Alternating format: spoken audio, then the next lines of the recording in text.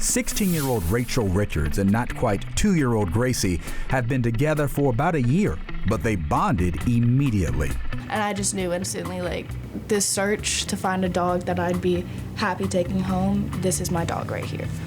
Unfortunately, this friendship was born out of necessity after a horrifying experience during a family vacation in Costa Rica in December of 2018. My husband heard that snore, and he had played rugby, so it was one of those, like, he noticed it was like somebody unconscious.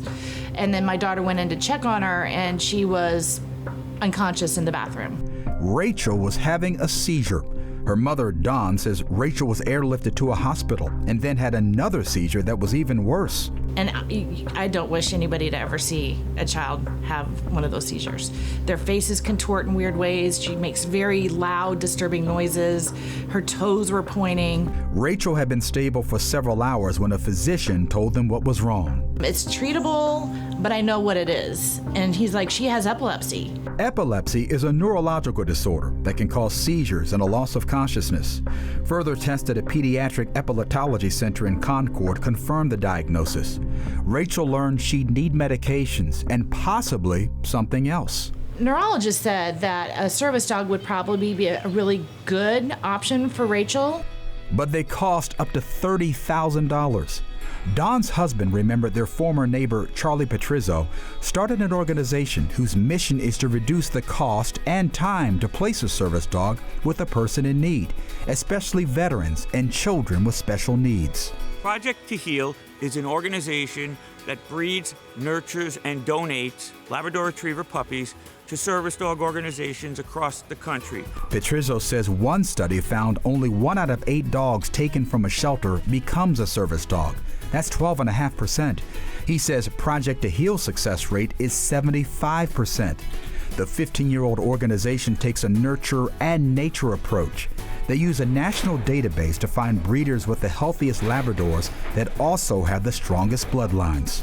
Once the puppies are bred, special emphasis is placed on the first 16 weeks of that puppy's life. Petrizzo says 1/3 of what a puppy becomes is genetic, but 2/3 is based on those precious first 4 months. Emma Italiano is the Director of Training and Operations. We start their training at around 3 days old, just handling them and getting them used to being held and holding their paws, getting them to smell different things, and just getting them used to the world before they can actually see it.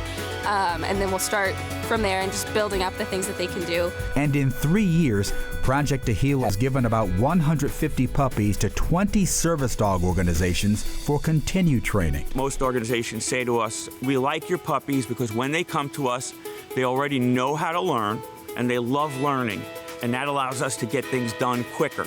And cheaper.